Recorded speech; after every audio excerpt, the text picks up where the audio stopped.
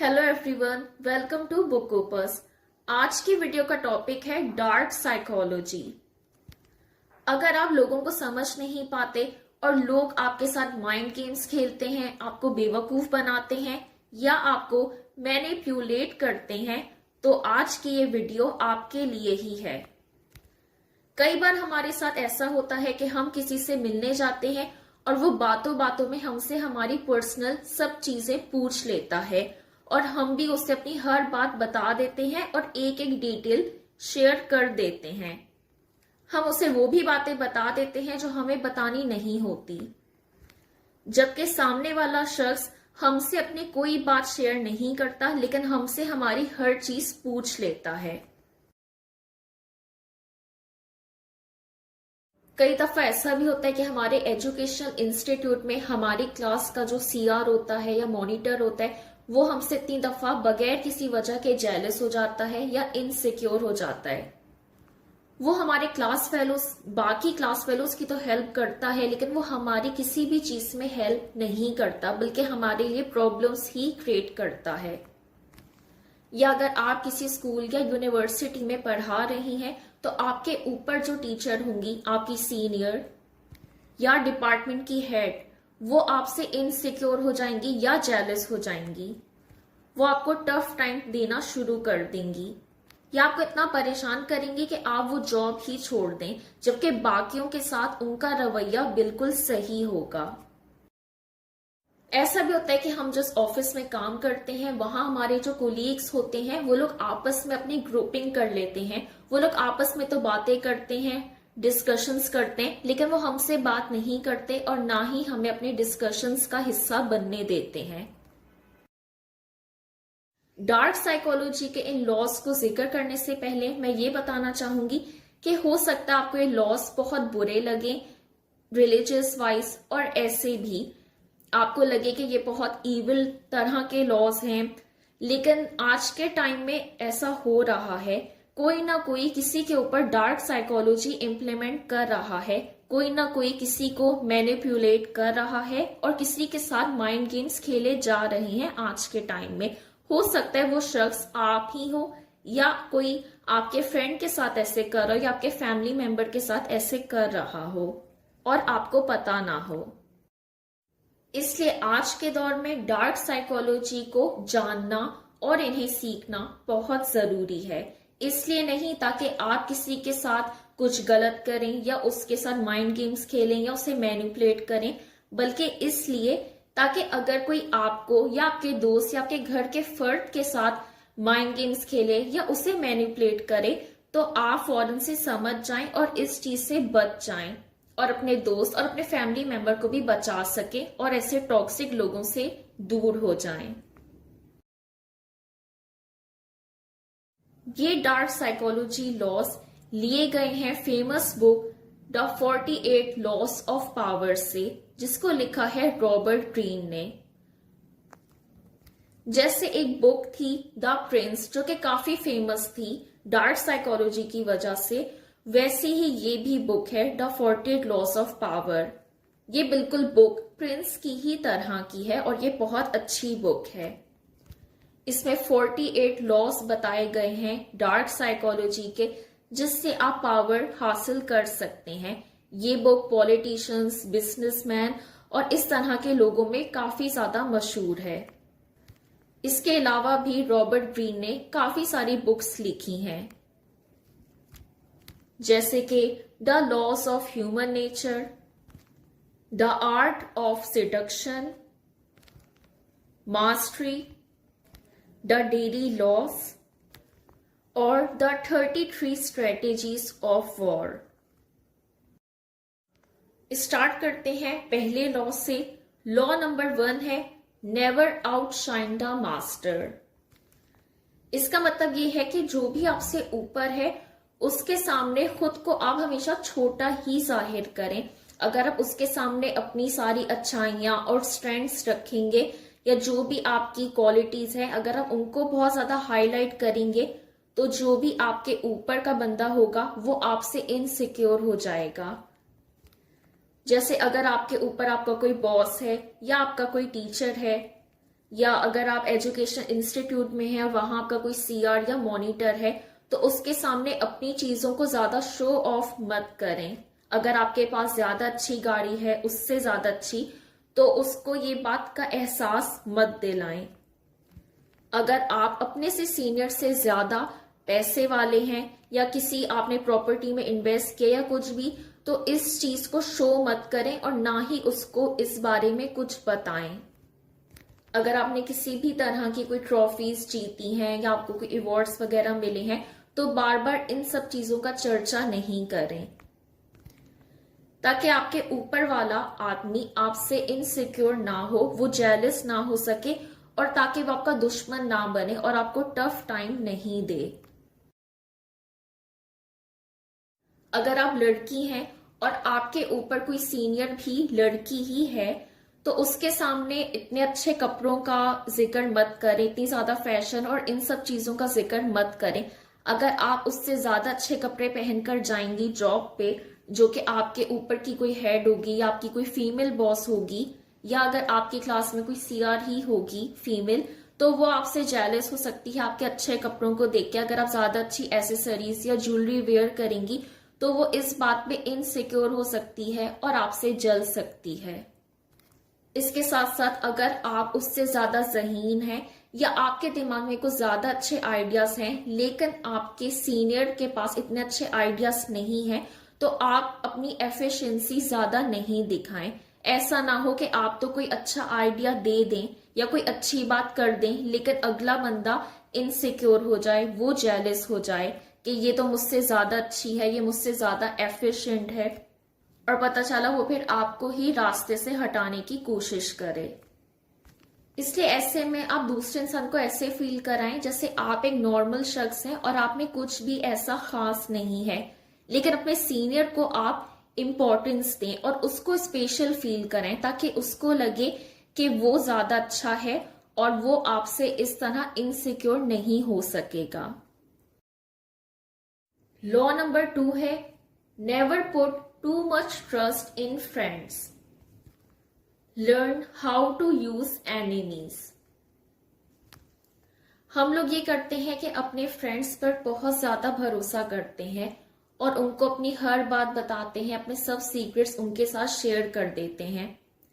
तो हमें अपने दोस्तों पर भरोसा नहीं करना चाहिए है, क्योंकि हमारे दोस्त हमसे बहुत ज्यादा करीब होते हैं। वो देख रहे होते हैं अगर हम अपनी लाइफ में कुछ अचीव कर रहे होते हैं, जिसकी वजह से वो बहुत जल्दी जेलस हो जाते हैं और हमसे इनसिक्योर भी हो जाते हैं। ऐसा बहुत दफा हुआ है कि इंसान का जो दुश्मन बना है वो पहले उसका बहुत अच्छा दोस्त ही होता था। हमें पता नहीं चलता कि कब हमारा एक बहुत अच्छा दोस्त, हमारा बेस्ट फ्रेंड, हमारा एक वर्स्ट एनिमी बन जाता है। लेकिन हम अपनी बेवकूफी की वजह से उस टॉक्सिक फ्रेंड को पहचान नहीं पाते। वो हमारे साथ माइंड गेम्स खेलता रहता है लेकिन हमें पता नहीं चलता। इसलिए अपने दोस्तों पर भरोसा मत करें, हर बात उनसे शेयर नहीं करें, बल्कि इसके बजाय अपने दुश्मनों से फायदा उठाना सीखें। अगर आपका कोई दुश्मन होगा तो आप उसकी हर चीज जानते होंगे, उसकी वीकनेस भी, उसकी स्ट्रेंथ भी। अगर आप अपने दुश्मन का कोई काम करेंगे तो काफी ज्यादा चांसेस है कि अगली दफा वो भी आपके किसी चीज में काम आ जाए। और आपका दुश्मन आपका भरोसा जीतने के लिए बहुत कुछ कर भी देगा, सिर्फ अपने आप को इनोसेंट प्रूव करने के लिए। इसलिए दोस्तों से ज्यादा अपने दुश्मनों से काम निकलवाना सीखें। लॉ नंबर 3 है, कंसील योर इंटेंशंस। अपने बारे में किसी को भी कुछ नहीं बताएं, किसी को भी कुछ भी पता लगने नहीं दें। अपने सब राज अपने तक ही रखें। अपनी पर्सनल लाइफ किसी से भी डिस्कस नहीं करें। आपके घर में क्या हो रहा है इसका जिक्र किसी से भी नहीं करना चाहिए है। अपने घर की बात घर तक ही रखनी चाहिए है। इसके अलावा अगर आपने कोई प्रॉपर्टी खरीदी है तो इस प्रॉपर्टी के बारे में किसी को कुछ भी नहीं बताएं। अगर आप कोई नया घर ले रहे हैं या अपना घर बनवा रहे हैं तो इसके बारे में किसी को भी नहीं बताएं उस वक्त तक जब तक कि वो काम पूरा ना हो जाए। अगर आप कोई बिजनेस कर रहे हैं तो ये बात अपने तक ही रखें। जब तक आप बिजनेस सेट नहीं कर लें और जब तक आप अपने बिजनेस से प्रॉफिट हासिल नहीं करने लग जाएं, उस वक्त तक किसी को भी नहीं बताएं कि आप बिजनेस शुरू करने जा रहे हैं या बिजनेस कर रहे हैं।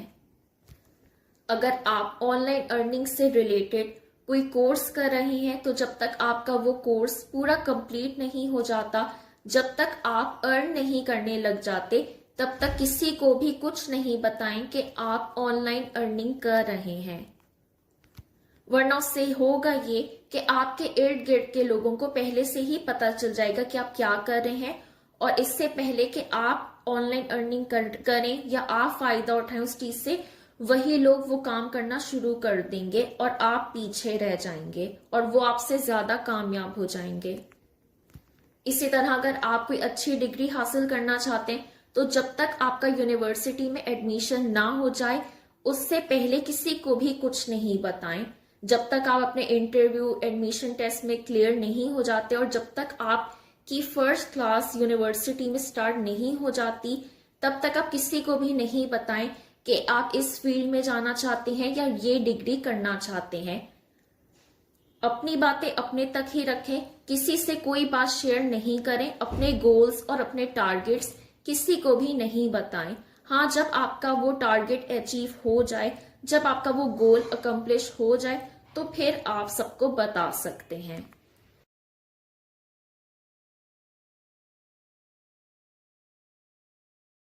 लॉ नंबर 4 है always say less than necessary. ये मुहावरा तो आपने सुना ही होगा कि जो समझदार और चालाक लोग होते हैं वो हमेशा कम बोलते हैं और यही उनकी कामयाबी का राज होता है, जबकि जो बेवकूफ लोग होते हैं वो ज्यादा बोलते हैं। इसलिए कम बोलना चाहिए है। अगर आप कम बोलेंगे तो लोगों को आपकी जिंदगी में क्या चल रहा है इसके बारे में कम ही पता चलेगा, या वही पता चलेगा जो कि आप उन्हें बताना चाहते होंगे। अगर आप लोगों को ज्यादा अपने बारे में बताएंगे या उनके सामने ज्यादा बातें करेंगे तो उन्हें मौका मिल जाएगा आपको फ्री एडवाइसेस देने का। वो आपको मुफ्त मशवरे देंगे और अजीबो गरीब से आपसे बातें करेंगे, आपको कहेंगे ऐसे नहीं करो वैसे कर लो, और वो आपका इंटरव्यू लेना शुरू कर देंगे और आपसे एक एक चीज पूछ लेंगे, हत्ता कि आपकी पर्सनल इंफॉर्मेशन भी वो लोग लेंगे और हर डिटेल पूछेंगे। जैसे वो ये भी पूछ सकते हैं कि आपकी सैलरी क्या है वगैरह, और आप इनके सवालों से बच नहीं सकेंगे और आप भी अपनी हर बात डिटेल में बता देंगे उन लोगों को। इसकी वजह से उन लोगों को आपके बारे में सब कुछ पता चल जाएगा और उनके हाथों में आपके वीक पॉइंट्स भी लग जाएंगे। उन्हें पता चल जाएगा कि आपकी क्या क्या वीकनेसेस हैं और किसी जासूस की तरह वो आपकी हर चीज पर नजर रखेंगे और हर वक्त आपकी टोह में रहेंगे। लॉ नंबर 5 है so much depends on reputation, guard it with your life. अच्छी रेप्यूटेशन इंसान को बनाती है और बुरी रेप्यूटेशन इंसान को तबाह कर देती है, इसलिए हमेशा अपनी रेप्यूटेशन की हिफाजत करनी चाहिए है। अगर आपकी अच्छी रेप्यूटेशन होगी तो इसका मतलब ये है कि आप अपने इर्द गिर्द के लोगों से ज्यादा पावरफुल हैं। इसलिए ऐसा कोई भी काम नहीं करें जिससे आपकी रेप्यूटेशन पे कोई आन जाए। अपने दुश्मन पर नजर रखें। अगर आपका कोई दुश्मन आपको नुकसान पहुंचाना चाहता है या आपकी रेप्यूटेशन को खराब करना चाहता है तो इससे पहले कि वो ऐसा करे, आप ही उसे किसी मुश्किल में डाल दें। अपने दुश्मन को इस्तेमाल करना सीखें और उसकी हर वीक पॉइंट पर नजर रखें। अगर आपके हाथ में अपने दुश्मन का वीक पॉइंट होगा तो वो आपको नुकसान नहीं पहुंचा सकेगा और आपकी रेप्यूटेशन खराब नहीं कर सकेगा। इसलिए अगर आपका कोई दुश्मन आपकी रेप्यूटेशन को खराब करे तो इससे पहले कि आपकी रेप्यूटेशन खराब हो, आप अपने उस दुश्मन के वीक पॉइंट के जरिए उसी की रेप्यूटेशन को खराब कर दें।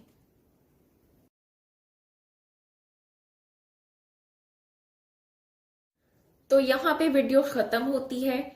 ये थे 5 लॉस जो 48 लॉस ऑफ पावर बुक से लिए गए थे। अगर आपको ये बुक समरी अच्छी लगी हो तो वीडियो को लाइक कर दें, और अगर आपका कोई दोस्त है जिसके साथ कोई माइंड गेम्स खेल रहा है या आपको लगता है कि उसे कोई मैनिपुलेट कर रहा है तो ये वीडियो उसके साथ शेयर कर दें। कमेंट्स में बताएं कि नेक्स्ट वीडियो किस टॉपिक या किस बुक समरी पर होनी चाहिए है। और अगर आप चैनल पर पहली बार आए हैं तो चैनल को सब्सक्राइब कर दें और बेल आइकन पर भी क्लिक कर दें ताकि आपको इसी तरह की वीडियोस मिलती रहें। Thank you.